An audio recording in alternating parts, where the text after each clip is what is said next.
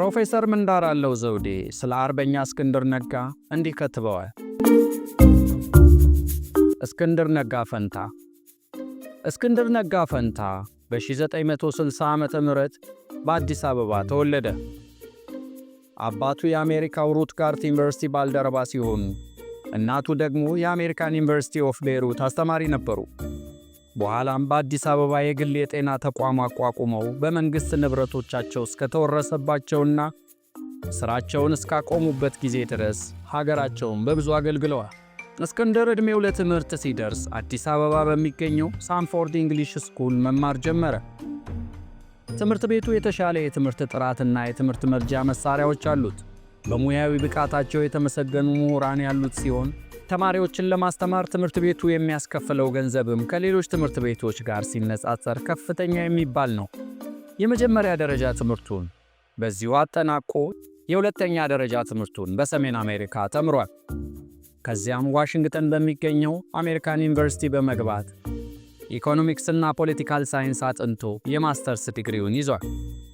በተማሪነት ጊዜውም የደርግን አምባገነናዊ ሥርዓት በመታገል አሳልፏል። የወታደራዊ አስተዳደር ደርግ መንግሥት የኢትዮጵያ ኦርቶዶክስ ተዋሕዶ ቤተ ክርስቲያንን በከስከስ ጫማው ሲቀጠቅጥ ለምን በማለት ተቃውሟል። ቤተሰቦቹም ቢሆኑ ይህንን ሥርዓት አምርረው ተቃውመዋል። በአሜሪካን አደባባዮች በተደረጉ ደርግን የሚቃወሙ ሰላማዊ ሰልፎች እስክንድር ከነ ቤተሰቦቹ የፊት ተሰላፊ ነበር። የሀገሩ ጉዳይ የሚያሳስበው እስክንድር ነጋ በ1983 ዓ.ም የመንግሥት ለውጥ መደረጉን ተከትሎ ከአሜሪካን ወደ አዲስ አበባ ተመለሰ። ከጋዜጠኛ ተፈራ አስማረ ጋር በመሆን በ1985 ዓ.ም ኢትዮጲስ የተባለች ሳምንታዊ የፖለቲካ ጋዜጣ አቋቁመው የወያኔን አገር አፍራሽ አገዛዝ መቃወም ጀመሩ። ጋዜጣዋ በሕዝብ እጅግ ተወዳጅ ነበረች።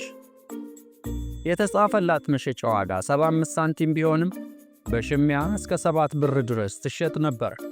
ሆኖም የመንግሥት አፈና የገጠማት ገና በሁለተኛዋ እትም ነበር። የታፈነችው ጋዜጣዋ ብቻ አይደለችም። እስክንድርም በተደጋጋሚ ይታሰርና ይፈታ ጀመር። አንደኛውን ጋዜጣ ሲዘጉት ሌላ እያቋቋመ በጽናት ለፕሬስ ነፃነት ታገለ። ሀበሻ፣ ምኒልክ፣ አስኳል፣ ሳተና፣ ወንጭፍ የተባሉ ጋዜጦችን ማዘጋጀቱን ቀጠለ። እስክንድር በሥራ አስኪያጅነት በሚመራው ሰርካለም አሳታሚ ስር ከሚታተሙ ጋዜጦች መካከል ምኒልክ፣ አስኳልና ሳተናው በተመሳሳይ ጊዜ ይታተሙ ነበር። ከሀበሻ በስተቀር ሌሎቹ ጋዜጦች በአማርኛ የሚታተሙ ሲሆን ሀበሻ ጋዜጣ በእንግሊዝኛ ነበር የምትታተመ። በይዘት ከሌሎቹ ጋር ተመሳሳይ ነች። ልዩነቱ የቋንቋ ነው። ብዙ ጊዜ በእንግሊዝኛ የሚታተሙ ጋዜጦች በምስራቅ አፍሪካ ፖለቲካና ዓለም አቀፍ ጉዳዮች ላይ የማተኮር ዝንባሌ ያላቸው። ሀበሻ ግን ሙሉ ትኩረቷ ኢትዮጵያ ላይ ብቻ ነበር። የሀበሻ ጋዜጣ ተነባቢነቷ ሲጨምር በአማርኛም ለማሳተም እንቅስቃሴዎች ተጀመሩ። በአማርኛ ልትጀምር መሆኗን የሚያበስር ማስታወቂያ ጎበዝ 5 ዓመት ሞላን እኮ ከሚል ጉልህ ጽሑፍ ጋር በአዲስ አበባ ጎዳናዎች፣ በየመብራት እንጨቶች፣ በየአጥሩና ግድግዳው ላይ ተለጠፈ። ማስታወቂያውን እስክንድር ከሌሎች ሰዎች ጋር ራሱ እየዞረ ነበር የለጠፈው። የሀበሻ ጋዜጣ ማስታወቂያ በከፋፋይ ወያኔዎች ላይ ድንጋጤን ፈጠረ።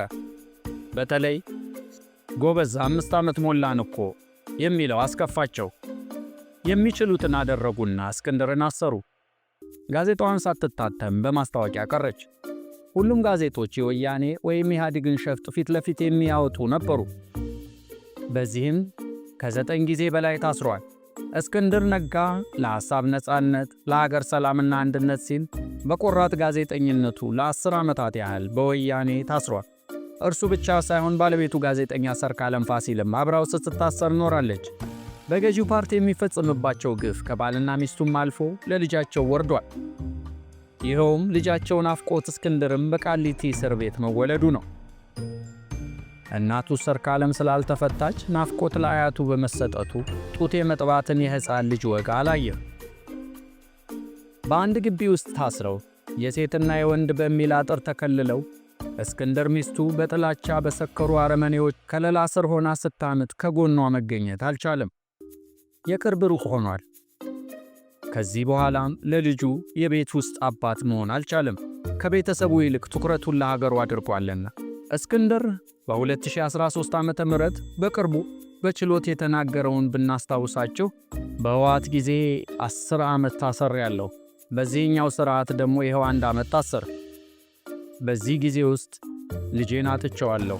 ባለፈው ጊዜ ከእስር ቤት ወጥቼ ስሄድ ማን አለኝ፣ ዳኞች ቤተሰባዊ ጉዳያችንን ማስባችሁ ፍረዱ አለ። የጽናት ምልክቱ እስክንድር ነጋ በብዕሩ ወያኔን ሲፋለም ከ4 በላይ ታላላቅ ዓለም አቀፍ ሽልማቶችን እስር ቤት ውስጥ ሆኖ አሸንፏል። ከነዚህ መካከል በ2004 ዓ.ም ፔን ባርባራ ጎልድስሚዝ የተባለ የጸሐፊያን ነጻነት ሽልማትን አግኝቷል። በ2006 ዓ.ም የወርቃማ ብዕር ሽልማት ተሰጥቶታል። በ2009 ዓ.ም ከዓለም አቀፍ የፕሬስ ኢንስቲትዩት የዓለም የፕሬስ ነጻነት ጀግና ሽልማትን በውድድር አሸንፏል።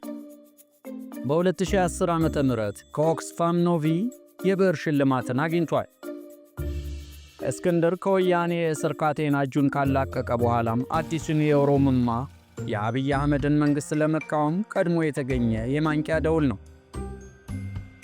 አገሪቱ ወደ ኦህዴድ አምባገነናዊ ተረኛነት መሸጋገሯን እንደርሱ ቀድሞ የተረዳ የለም ይሉናል ፕሮፌሰር ምንዳራለው ዘውዴ ስለ አርበኛ እስክንድር ነጋ በጻፉት ጽሑፍ ታኅሳስ 27 2018 ዓ.ም